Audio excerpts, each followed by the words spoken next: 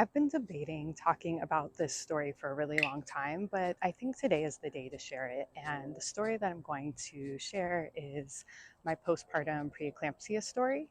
Before I even get into the story, if you are pregnant or thinking of becoming pregnant, please just stop whatever you are doing. Go get a home blood pressure cuff. I mean, maybe even get two just in case to make sure that the readings are correct.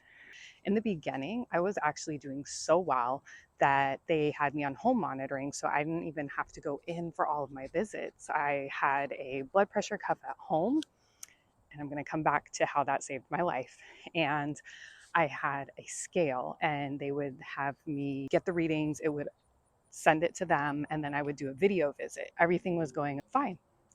And then towards the end of my pregnancy, I started getting some readings that were borderline.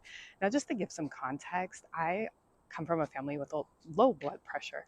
So I'm starting to get up in the 130s, and it's okay as long as that lower number stays, kind of in the 70s, I'm good. Once it starts climbing over the 80s, I'm sick.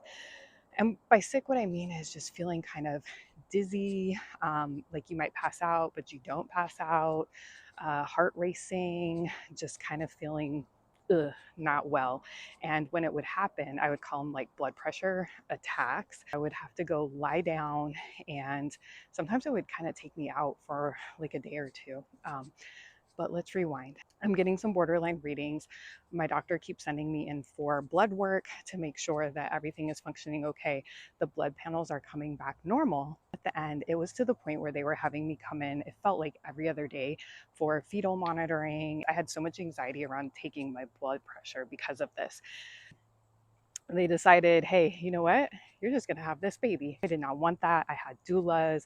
I wanted to be at home, but we knew it was getting dangerous. And at the time, when I tell you our entire living room was a disaster because I decided to renovate the bathroom upstairs. The bathtub was peeling apart, and I wanted something nice and new when our son came and also when I came home. The contractor had literally flooded part of the basement, putting the sink back in, and we had everything from just everywhere. It was in the living room with plastic over it. And then I can't make this up, our hot water heater went out the night that they sent me in. So I couldn't even get a hot shower. I was in tears. I was just on the verge of a breakdown, which was not helping my blood pressure at all because the house is a disaster and now I have to go have this baby. We got to the hospital. Everything went as well as it could for being an induction. My doula came. I ended up getting epidural, even though I didn't want one. I was just like, I can't take this. Too much is going on in life. Let's make life a little easier. We get sent home. We thought, okay, things are okay. And they said, your blood pressure is kind of normalized. Everything hopefully will be fine. However, we are going to put you on a monitoring program. A nurse is going to check in with you. You still need to keep taking your blood pressure. I ended up being at home, kind of had one of those feelings, but I just had a baby. I'm not thinking too much of it. And I told my boyfriend, I really don't want to go back to an urgent care. I don't want to go back to a hospital. I'm just going to lie down. It'll pass. We had called nurse hotlines and we're getting differing information. And he was kind of, I think maybe you should go. I said, no, I really don't want to. And then I checked it again and it was really, really high. So I decide, all right, let's go to the urgent care. We get there and they took my blood and said, yeah, you need to get back to the hospital because we believe you have postpartum preeclampsia and this is an emergency. So they started giving me bolus dose, like large doses of magnesium. Things I wish people would have told me about magnesium. When they gave me that first big dose, it gave me this really intense heat rush. I think I immediately started telling the nurse, I was like, I'm hot. I need a ginger ale. I need something. And so he was running and getting something. And the other nurse, she was really great. And I felt okay. They'd gotten my blood pressure down with IV blood pressure medication. I'm in the transport, and I start getting really sick. I don't know if you've rode in an ambulance or transport, but riding backwards when you already don't feel well and you feel every bump and thing, it was awful. As soon as we get to the hospital, my kind of like legs and my arms start just like shaking. So now I'm really terrified because this just came on suddenly. Even when the doctor came in, he could see it. I'm like shaking. I'm like, I can't control this. I don't know what's going on. I'm really scared. They're like, oh, well, we don't know. It shouldn't be from the medication. Da da da da da. So after being down there for probably an hour, 2 hours, terrified, they sent me back up to labor and delivery. And thankfully, some of the nurses and doctors were the ones I already had. So they knew me, and they say, hey, you've got to be on magnesium for 24 hours and we have to restart it because it's been too long of a lapse since you were at the urgent care. The magnesium just kind of like relaxes your whole body. In the beginning, that's fine until you just start to feel sick. Like I couldn't focus my eyes. I remember Family Matters was on and I was trying to watch Urkel and just like distract myself, but I couldn't focus my eyes. I had this pounding migraine that wouldn't go away no matter what medication they gave me. It just would not leave. And I couldn't sleep. I hadn't slept for days because we have a newborn anyway. And now I have this migraine. My whole body is just like, ugh. And my arms are burning because of carpal tunnel. And then I have this blood pressure cuff going on and off, squeezing them, making them hurt even more every 15 minutes.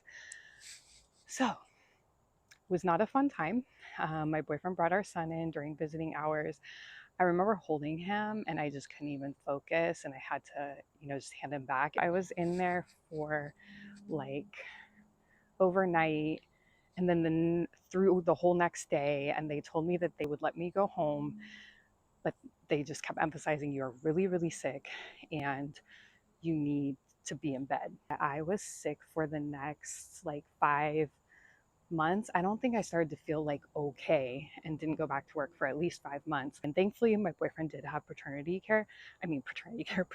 leave.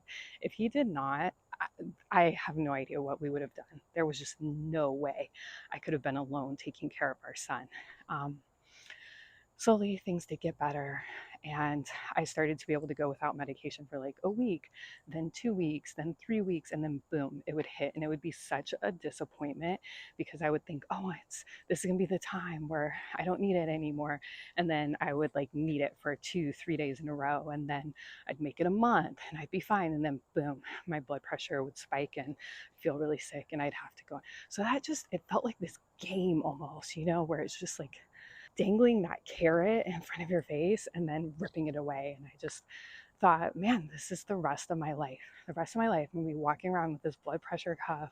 I'm gonna have to be concerned about what I eat, where I'm, just everything. I'm gonna always be feeling half sick and then just knocked out, and I'm just never gonna have my life back. I remember one of my million urgent care visits. I must have looked so defeated because the nurse just looked at me and she's like, it's okay, you're gonna get better. I went through the same thing. When you're like, this person was placed here at this moment, at this time, and that is how I felt right then. And if you're watching this, I'm getting chills, but if you're watching this right now and you're that person, you're gonna get better and it's gonna be okay. And I just know how that feels. You have that new little baby at home and you want nothing more than to enjoy it, and you're sick. But here I am. He just turned 1 year old. I'm great. I thought it was fitting to do a walking video while I told this story because I started walking with my dogs, walking myself, walking the baby, even if it was just a short walk, because that was kind of the only exercise I could tolerate and that I could do.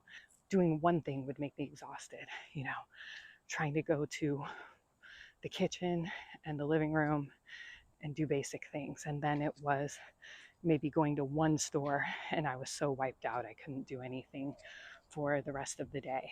And that went on for a very long time. It's incremental, it's slow, it's a journey, but you come out the other side. This was one of the parks that my boyfriend took me to start working out and feeling better. And we did some of our first family walks and strolls. So those were really tough walks and strolls at the time. I'm out here enjoying life.